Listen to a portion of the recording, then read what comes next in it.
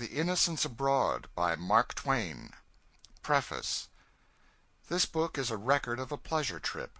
If it were a record of a solemn scientific expedition, it would have about it that gravity, that profundity, and that impressive incomprehensibility which are so proper to works of that kind, and withal so attractive. Yet, notwithstanding it is only a record of a picnic, it has a purpose, which is to suggest to the reader how he would be likely to see Europe and the East if he looked at them with his own eyes instead of the eyes of those who traveled in those countries before him. I make small pretense of showing anyone how he ought to look at objects of interest beyond the sea. Other books do that, and therefore, even if I were competent to do it, there is no need. I offer no apologies for any departures from the usual style of travel writing that may be charged against me, for I think I have seen with impartial eyes, and I am sure I have written at least honestly, whether wisely or not. In this volume I have used portions of letters which I wrote for the Daily Alta California of San Francisco, the proprietors of that journal having waived their rights and given me the necessary permission. I have also inserted portions of several letters written for the New York Tribune and the New York Herald. The author, San Francisco. Chapter 1. Popular Talk of the Excursion. Program of the Trip. Duly ticketed for the excursion. Defection of the Celebrities. For months the great pleasure excursion to Europe and the Holy Land was chatted about in the newspapers everywhere in America, and discussed at countless firesides. It was a novelty in the way of excursions; its like had not been thought of before, and it compelled that interest which attractive novelties always command. It was to be a picnic on a gigantic scale. The participants in it, instead of freighting an ungainly steam ferry boat with youth and beauty and pies and doughnuts, and paddling up some obscure creek to disembark upon a grassy lawn and wear themselves out with a long summer day's laborious frolicking under the impression that it was fun, were all to sail away in a great steamboat with flags flying and cannon pealing, and take a royal holiday beyond the broad ocean, in many a strange clime, and in many a land renowned in history. They were to sail for months over the breezy Atlantic and the sunny Mediterranean. They were to scamper about the decks by day, filling the ship with shouts and laughter, or read novels and poetry in the shade of the smokestacks, or watch for the jellyfish and the nautilus over the side, and the shark, the whale, and other strange monsters of the deep. And at night they were to dance in the open air, on the upper deck, in the midst of a ballroom that stretched from horizon to horizon, and was domed by the bending heavens, and lighted by no meaner lamps than the stars and the magnificent moon. Dance and promenade, and smoke and sing and make love, and search the skies for constellations that never associate with the Big Dipper they were so tired of.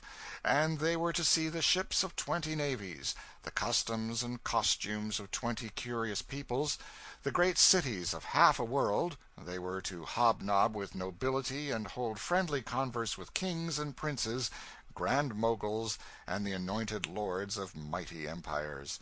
It was a brave conception. It was the offspring of a most ingenious brain. It was well advertised, but it hardly needed it. The bold originality, the extraordinary character, the seductive nature, and the vastness of the enterprise provoked comments everywhere, and advertised it in every household in the land. Who could read the program of the excursion without longing to make one of the party? I will insert it here. It is almost as good as a map. As a text for this book, nothing could be better.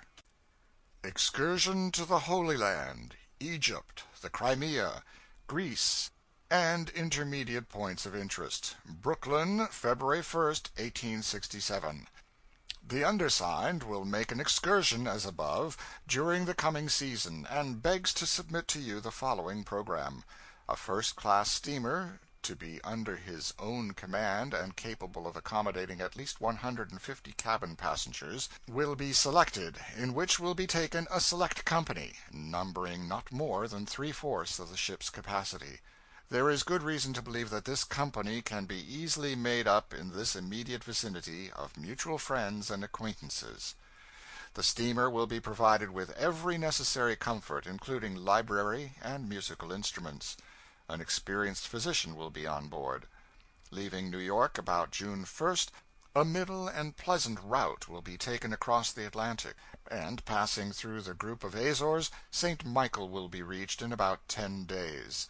A day or two will be spent there enjoying the fruit and wild scenery of these islands, and the voyage continued, and Gibraltar reached in 3 or 4 days. A day or two will be spent here, looking over the wonderful subterraneous fortifications, permission to visit these galleries being readily obtained. From Gibraltar, running along the coasts of Spain and France, Marseilles will be reached in 3 days. Here ample time will be given, not only to look over the city, which was founded 600 years before the Christian era, and its artificial port, the finest of the kind in the Mediterranean, but to visit Paris during the Great Exhibition, and the beautiful city of Lyons, lying intermediate, from the heights of which on a clear day Mont Blanc and the Alps can be distinctly seen. Passengers who may wish to extend the time at Paris can do so, and, passing down through Switzerland, rejoin the steamer at Genoa. From Marseilles to Genoa is a run of 1 night. The excursionists will have an opportunity to look over this, the magnificent city of palaces, and visit the birthplace of Columbus, 12 miles off, over a beautiful road built by Napoleon I. From this point, excursions may be made to Milan, Lakes Como and Maggiore, or to Milan, Verona, famous for its extraordinary fortifications, Padua, and Venice. Or, if passengers desire to visit Parma, famous for Correggio's frescoes, and Bologna, they can by rail go on to Florence and rejoin the steamer at Leghorn, thus spending about 3 weeks amid the cities most famous for art in Italy. From Genoa, the run to Leghorn will be made along the coast in 1 night, and time appropriated to this point in which to visit Florence, its palaces and galleries, Pisa, its cathedral and leaning tower, and Lucca and its baths and Roman amphitheater. Florence, the most remote, being distant by rail about 60 miles. From Leghorn to Naples, calling at Civita Vecchia to land any who may prefer to go to Rome from that point. The distance will be made in about 36 hours. The route will lay along the coast of Italy, close by Caprera, Elba, and Corsica. Arrangements have been made to take on board at Leghorn a pilot for Caprera, and, if practicable, a call will be made there to visit the home of Garibaldi. Rome, by rail, Herculaneum, Pompeii, Vesuvius, Virgil's tomb, and possibly the ruins of Paestum can be visited, as well as the beautiful surroundings of Naples and its charming bay. The next point of interest will be Palermo, the most beautiful city of Sicily, which will be reached in 1 night from Naples. A day will be spent there, and, leaving in the evening, the course will be taken towards Athens. Skirting along the north coast of Sicily, passing through the group of Aeolian Isles, in sight of Stromboli and Vulcania, both active volcanoes, through the Straits of Messina, with Scylla on the one hand and Charybdis on the other, along the east coast of Sicily, and in sight of Mount Etna, along the south coast of Italy, the west and south coast of Greece, in sight of ancient Crete, up Athens Gulf, and into Piraeus, Athens will be reached in 2.5 or 3 days. After tarrying here a while, the Bay of Salamis will be crossed, and a day given to Corinth, whence the voyage will be continued to Constantinople, passing on the way through the Grecian archipelago, the Dardanelles, the Sea of Marmora, and the mouth of the Golden Horn, and arriving in about 48 hours from Athens. After leaving Constantinople, the way will be taken out through the beautiful Bosphorus, across the Black Sea to Sebastopol and Balaclava, a run of about 24 hours. Here it is proposed to remain 2 days, visiting the harbors, fortifications, and battlefields of the Crimea, thence back through the Bosphorus, touching at Constantinople to take in any who may have preferred to remain there, down through the Sea of Marmora and the Dardanelles, along the coasts of ancient Troy and Lydia in Asia, to Smyrna, which will be reached in 2 or 2.5 days from Constantinople. A sufficient stay will be made here to give opportunity of visiting Ephesus, 50 miles distant, by rail. From Smyrna, towards the Holy Land, the course will lay through the Grecian archipelago, close by the Isle of Patmos, along the coast of Asia, ancient Pamphylia, and the Isle of Cyprus. Beirut will be reached in 3 days. At Beirut time will be given to visit Damascus, after which the steamer will proceed to Joppa. From Joppa, Jerusalem, the river Jordan, the Sea of Tiberias, Nazareth, Bethany, Bethlehem, and other points of interest in the Holy Land can be visited, and here those who may have preferred to make the journey from Beirut through the country, passing through Damascus, Galilee, Capernaum, Samaria, and by the river Jordan and the Sea of Tiberias, can rejoin the steamer. Leaving Joppa, the next point of interest to visit will be Alexandria, which will be reached in 24 hours. The ruins of Caesar's palace, Pompey's pillar, Cleopatra's needle, the catacombs, and ruins of ancient Alexandria will be found worth the visit.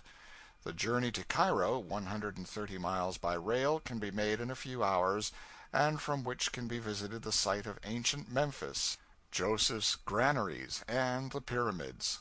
From Alexandria the route will be taken homeward, calling at Malta, Cagliari in Sardinia, and Palma in Majorca, all magnificent harbors with charming scenery and abounding in fruits. A day or 2 will be spent at each place, and leaving Parma in the evening, Valencia in Spain will be reached the next morning. A few days will be spent in this, the finest city of Spain. From Valencia the homeward course will be continued, skirting along the coast of Spain. Alicante, Carthagena, Palos, and Malaga will be passed by but a mile or 2 distant, and Gibraltar reached in about 24 hours. A stay of 1 day will be made here, and the voyage continued to Madeira, which will be reached in about 3 days. Captain Marryat writes, "I do not know a spot on the globe which so much astonishes and delights upon first arrival as Madeira." A stay of 1 or 2 days will be made here, which, if time permits, may be extended; and passing on through the islands, and probably in sight of the peak of Tenerife, a southern track will be taken, and the Atlantic crossed within the latitudes of the northeast trade winds, where mild and pleasant weather and smooth sea can always be expected. A call will be made at Bermuda, which lies directly in this route homeward, and will be reached in about 10 days from Madeira, and after spending a short time with our friends the Bermudians, the final departure will be made for home, which will be reached in about 3 days. Already applications have been received from parties in Europe wishing to join the excursion there. The ship will at all times be a home, where the excursionists, if sick, will be surrounded by kind friends and have all possible comfort and sympathy. Should contagious sickness exist in any of the ports named in the program, such ports will be passed, and others of interest substituted. The price of passage is fixed at 1,250 currency for each adult passenger. Choice of rooms and of seats at the tables apportioned in the order in which passages are engaged, and no passage considered engaged until 10% of the passage money is deposited with the treasurer. Passengers can remain on board of the steamer at all ports, if they desire, without additional expense, and all boating at the expense of the ship. All passages must be paid for when taken, in order that the most perfect arrangements be made for starting at the appointed time. Applications for passage must be approved by the committee before tickets are issued, and can be made to the undersigned. Articles of interest or curiosity procured by the passengers during the voyage may be brought home in the steamer free of charge. $5 per day in gold, it is believed, will be a fair calculation to make for all traveling expenses on shore and at various points where passengers may wish to leave the steamer for days at a time. The trip can be extended and the route changed by unanimous vote of the passengers. Charles C. Duncan, 117 Wall Street, New York, RRG, Treasurer. Committee on Applications, J.T.H., Esquire, RRG, Esquire, C.C. Duncan. Committee on Selecting Steamer, Captain W.W.S., Surveyor for Board of Underwriters. C.W.C., Consulting Engineer for U.S. and Canada, J.T.H., Esquire, C.C. Duncan. P.S. The very beautiful and substantial side-wheel steamship Quaker City has been chartered for the occasion and will leave New York June 8th. Letters have been issued by the government commending the party to courtesies abroad. What was there lacking about that program to make it perfectly irresistible? Nothing that any finite mind could discover. Paris, England, Scotland, Switzerland, Italy, Garibaldi, the Grecian archipelago, Vesuvius, Constantinople, Smyrna, the Holy Land, Egypt, and our friends the Bermudians. People in Europe desiring to join the excursion, contagious sickness to be avoided, boating at the expense of the ship, physician on board, the circuit of the globe to be made if the passengers unanimously desired it, the committee to be rigidly selected by a pitiless Committee on Applications, the vessel to be as rigidly selected by as pitiless a Committee on Selecting Steamer. Human nature could not withstand these bewildering temptations. I hurried to the Treasurer's office and deposited my 10%. I rejoiced to know that a few vacant staterooms were still left.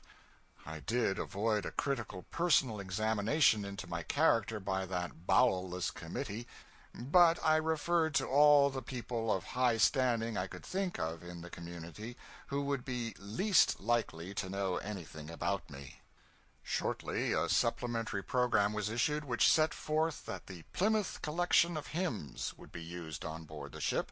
I then paid the balance of my passage money. I was provided with a receipt and duly and officially accepted as an excursionist. There was happiness in that, but it was tame compared to the novelty of being select. This supplementary program also instructed the excursionists to provide themselves with light musical instruments for amusement in the ship, with saddles for Syrian travel, green spectacles and umbrellas, veils for Egypt, and substantial clothing to use in rough pilgrimizing in the Holy Land. Furthermore, it was suggested that although the ship's library would afford a fair amount of reading matter, it would still be well if each passenger would provide himself with a few guide-books, a Bible, and some standard works of travel. A list was appended, which consisted chiefly of books relating to the Holy Land, since the Holy Land was part of the excursion and seemed to be its main feature. Reverend Henry Ward Beecher was to have accompanied the expedition, but urgent duties obliged him to give up the idea. There were other passengers who could have been spared better, and would have been spared more willingly. The Lieutenant General Sherman was to have been of the party also, but the Indian War compelled his presence on the plains. A popular actress had entered her name on the ship's books, but something interfered, and she couldn't go. The drummer boy of the Potomac deserted, and lo, we had never a celebrity left. However, we were to have a battery of guns from the Navy Department, as per advertisement, to be used in answering royal salutes, and the document furnished by the Secretary of the Navy, which was to make General Sherman and party welcome guests in the courts and camps of the Old World, was still left to us, though both document and battery, I think, were shorn of somewhat of their original august proportions.